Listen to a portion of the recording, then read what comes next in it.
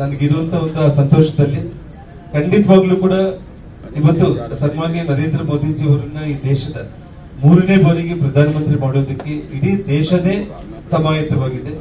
ಆ ಒಂದು ನಿಟ್ಟಿನಲ್ಲಿ ವಿಜೇಂದ್ರ ಅವರ ನೇತೃತ್ವದಲ್ಲಿ ಎಲ್ಲ ನಮ್ಮ ಭಾರತೀಯ ಜನತಾ ಪಕ್ಷದ ಎಲ್ಲ ನಾಯಕರುಗಳ ಜೊತೆಗೂಡಿ ಪಕ್ಷದ ಒಬ್ಬ ಸಾಮಾನ್ಯ ಕಾರ್ಯಕರ್ತನಂತೆ, ಯಾಕಂದ್ರೆ ಬಹಳಷ್ಟು ಕೆಲವೊಬ್ರು ಅನ್ಕೊಂಡಿರ್ಬೋದು ಆ ಕಂಡೀಷನ್ ಈ ಕಂಡೀಷನ್, ಯಾವ ಕಂಡೀಷನ್ಗಳು ಇಲ್ಲ. ನಾನು ಯಾವುದೇ ಕಂಡೀಷನ್ಗಳು ಯಾವುದೇ ಫಲಾಪೇಕ್ಷೆ ಇಲ್ಲದ ಹಾಗೇನೆ ಭಗವಂತ ಜೀವನದಲ್ಲಿ ಎಲ್ಲದನ್ನ ಅತಿ ಚಿಕ್ಕ ವಯಸ್ಸಲ್ಲಿ ಯಡಿಯೂರಪ್ಪ ಅವರ ಆಶೀರ್ವಾದದಿಂದ, ಭಾರತೀಯ ಜನತಾ ಪಕ್ಷದ ಆಶೀರ್ವಾದದಿಂದ ಎಲ್ಲವನ್ನೂ ಪಕ್ಷ ಹಿಂದೆನೆ ನನಗೆ ಅತಿ ಚಿಕ್ಕ ವಯಸ್ಸಲ್ಲಿ ಕೊಟ್ಟಿತ್ತು. ಎಲ್ಲ ಏಳುಬೀಳುಗಳನ್ನ ನಾನು ನೋಡಿದ್ದೀನಿ. ಇವತ್ತು ನಾನು ವಿಜೇಂದ್ರ ಅವರ ಜೊತೆಯಲ್ಲಿ ಒಬ್ಬ ಸಾಮಾನ್ಯ ಕಾರ್ಯಕರ್ತನಾಗಿ ಭಾರತೀಯ ಜನತಾ ಪಕ್ಷಕ್ಕೋಸ್ಕರ ಪಕ್ಷ ಯಾವ ಜವಾಬ್ದಾರಿಯನ್ನು ಕೊಟ್ಟರು ಕೂಡ ಆ ಒಂದು ಜವಾಬ್ದಾರಿಯನ್ನ ಅತ್ಯಂತ ಪ್ರಾಮಾಣಿಕವಾಗಿ ನಿಭಾಯಿಸುವಂತ ಯಾವುದೇ ಒಂದು ಹುದ್ದೆ ಇನ್ನೊಂದು. ಪ್ರಭಾಕರ್ ಹುಳಿಯ ಕೇವಲ 10 ಗುಂಟೆಯಲ್ಲಿ 50 ಲಕ್ಷ ಗಳಿಸ್ತಿದ್ದಾರೆ. ನೀವು ಕೂಡ ಅವರಿಂದ ಕಲಿಬೇಕಾ?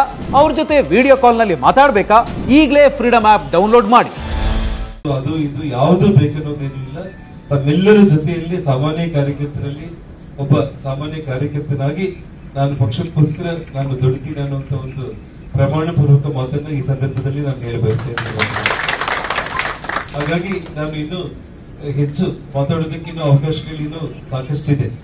ನನಗೆ ಇಲ್ಲ ವೇದಿಕೆ ಎಲ್ಲ ನೋಡ್ತಾ ಇದ್ರೆ ನನ್ನ ಮನೆಗೆ ನಾನು ಮತ್ತೆ ವಾಪಸ್ ಬಂದಿದ್ದು ಬಹಳ ಖುಷಿ ಆಗಿದೆ. ಇವತ್ತು ಯಾವುದೇ ಕಾರಣಕ್ಕೂ ರಕ್ತದ ಕಣಕಣದಲ್ಲಿ ಕೂಡ ಭಾರತೀಯ ಜನತಾ ಪಕ್ಷ ಅನ್ನೋದೇ ಇತ್ತು. ಆದ್ರೆ ಕೆಲವೊಂದು ಅನಿವಾರ್ಯ ಸ್ಥಿತಿಗಳಲ್ಲಿ ನಾನು ಹೊರಗಡೆ ಹೆಜ್ಜೆ ಇಟ್ಟಿದ್ರು ಕೂಡ ಇವತ್ತು ಭಾರತೀಯ ಜನತಾ ಪಕ್ಷ ತಾಯಿಯ ಮಡಲಿಗೆ ಇವತ್ತು ನಾನು ಏನ್ ಬಂದು ಸೇರ್ಕೊಂಡಿದ್ದೀನಿ. ಕ್ಷೇಮವಾಗಿ ನಮ್ಮೆಲ್ಲ ಸಹೋದರೆಲ್ಲರನ್ನೂ ಕೂಡ ಇವತ್ತು ನೋಡ್ತಾ ಇದ್ರೆ ನಾನು 13 ವರ್ಷಗಳ ನಂತರ ಕಚೇರಿಗೆ ಬಂದಿದ್ದೀನಿ ಅಂತ ನನಗೆ ಅನಿಸ್ತಾ ಇಲ್ಲ. ನಾನು ನಿನ್ನೆ ಬೆಳಿಗ್ಗೆ ಮತ್ತೆ ಇವತ್ತು ಬೆಳಿಗ್ಗೆ ಬಂದಿದ್ದೀನಿ ಅನ್ನೋಂಥ ಭಾವನೆನೇ ನನಗೆ ಬರ್ತಾ ಇತ್ತು. ಹಾಗಾಗಿ ತಾವೆಲ್ಲರಿಗೂ ಕೂಡ ನಾನು ಇನ್ನೊಮ್ಮೆ ಧನ್ಯವಾದಗಳನ್ನ ತಿಳಿಸಿ ಈ ನನ್ನ ಮಾತುಗಳನ್ನ ನಾನು ಮುಕ್ತಾಯ ಮಾಡ್ತಾ ಇದ್ದೀನಿ. ಜೈ ಹಿಂದ್, ಜೈ ಕರ್ನಾಟಕ, ಜೈ ಭಾರತೀಯ ಜನತಾ ಪಾರ್ಟಿ. ಭಾರತ್ ಮಾತಾ ಕಿ